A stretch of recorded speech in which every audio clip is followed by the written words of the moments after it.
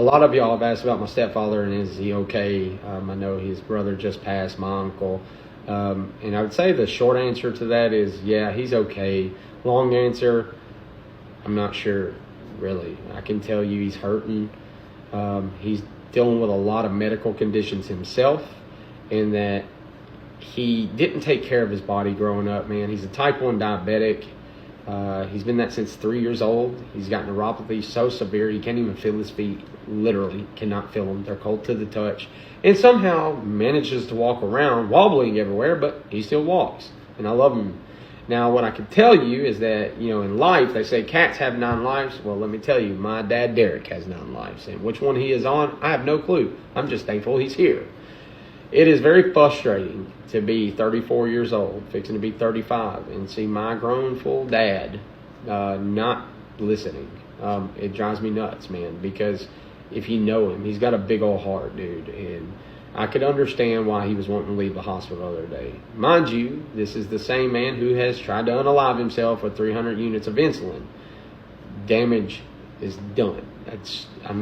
He's done things that are irreversible.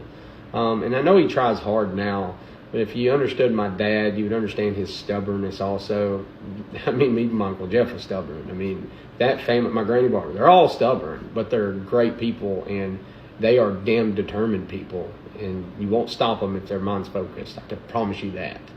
What I will say about my stepdad is I've watched this man come out of a hospital, butt-ass naked, jerking IVs out and everything, running down the hallway, to fall out into the parking lot.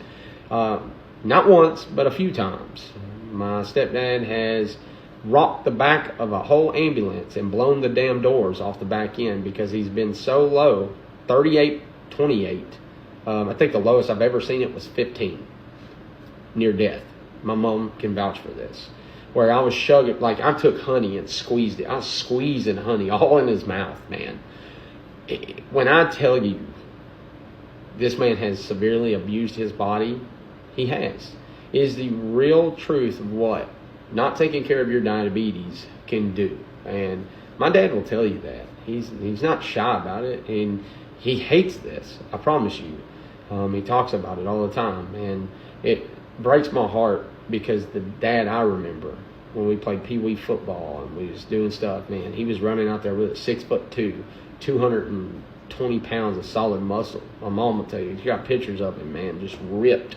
And hell, he had a full-on beard at the age of 12. I don't know why. He looked like a little NFL linebacker on there in his high school days. But it's frustrating as a son to watch your dad do all this when you just want him to be around for a little bit longer. No matter what I do or say, there's nothing I'm going to say to get through to him. All I can tell him is that, hey, man, your grandkids need you around and I need you around. So as far as is he okay, yeah, he's home. He has a stomach ulcer, I believe, that they said that was bleeding, and that's what that is. They gave him something for it. But, dude, he literally had already escaped the hospital. So I get a phone call. My mom gets a phone call. He has decided he is leaving the hospital. This is the day, we're burying Jeff. And to put him in a hospital where he just lost his brother, I don't even understand that, to be honest with you. I'm sure Dad was like, hey, I don't want to go here. But this man was determined, and he yanked his IVs out. He yanked everything out, and he puking and everything, walked out the door, didn't even make it past the emergency room, and then was sitting there, and they were trying to readmit him because he AMA'd himself out, legitimately. And that's what frustrates me. Most of y'all know my brother Matt. He is a doctor in South Carolina in Myrtle Beach. And, my brother Matt's a type 1 diabetic. And, it's frustrating for him because he sees this side of our dad. And it's probably what's helped him shape into one of the best endocrinologists there'll be. Not only that, with the fact that he deals with it himself. And so when I see all this, and he sees it, and there's 4 of us. There's myself, Christian, Matt, and Timmy. It's growing up with my dad wasn't easy. It's very frustrating with the countless times his sugar went low that we were younger, having to put them little pill thingy dudes or whatever you call them into his mouth so his sugar would go back up. And we constantly had to battle his sugar. And like we leave for school, we had to go in there and check on him, make sure he wasn't sweating. And if he was, make him check his sugar. And dude, to be 64, Dad, you need to drink orange juice. You need to do this. It's been an uphill battle with my dad. So I'm very thankful to you guys for asking about him. But please understand, it's my mom coming in the live. That's why she did it so nonchalantly on the live, because she knows this is routine. This is something that happens every so many months. I mean, my dad has done, I think the last time he even tried to unalive himself, this was after the fact he took 300 units. He was on I think he's on a sugar drip for a week. And then was it 2 years ago that we thought he was going to pass, and he was in the ICU, and we were honestly thinking he wasn't going to come back. He was out, gone, like sleeping. Like they said that he wasn't good.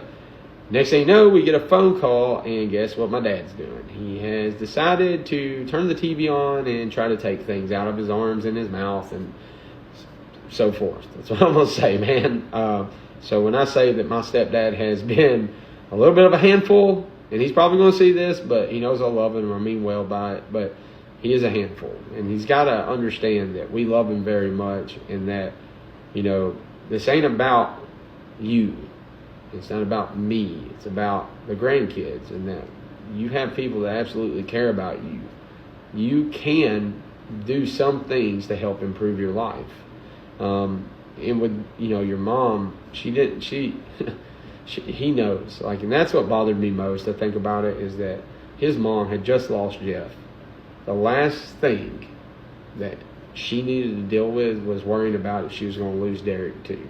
And so I was very frustrated about all of it, but I wanted to give you all a little bit of a backstory on who my dad is. And, like I said, I love him more than anything, but